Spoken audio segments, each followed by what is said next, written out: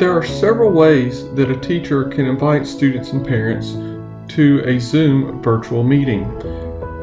Some of the ways include the teacher posting a link in their Google Classroom or through the Clever portal within Single Sign-On. If this is how the teacher is sharing the Zoom meeting, the student will need to go to www.hcbe.net and click on SSO Portal. On this screen, the student will need to enter their username and password.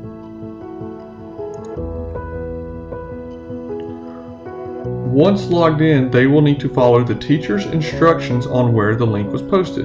For example, if the link was posted in the Google Classroom, they would need to click on that icon. If it was posted in Clever, they would need to click on that icon. Follow your teacher's instructions. However, there are other ways you may be able to access the Zoom meeting. For example, you may receive the meeting in an app like ClassDojo. If so, you would click on the link within that app. A meeting invite that you receive may look like this. Notice that there is a link, which this is what the teacher would be sharing, but there's also a meeting ID and password. So you do not have to have this link in order to access the meeting. A teacher may share this information with you. So how do we use this information to access Zoom? What we will do is in the web browser, go to zoom.us.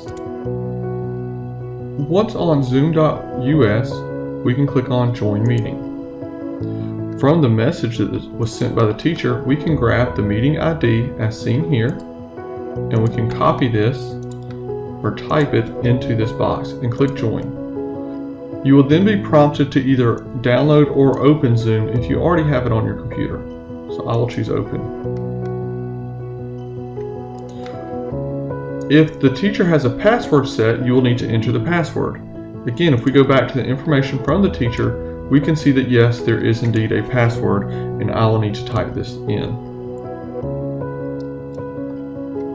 And we will click Join Meeting. From there, it'll tell you to please wait until the host starts the meeting. So at this point, I'll be waiting for the teacher to start the meeting. Once the teacher starts, this will go live and you will be able to see and partake in the teacher's meeting. Parents and students, please remember if you're having any issues accessing your teacher's Zoom virtual meeting, please reach out to them with your questions or concerns so that they can assist.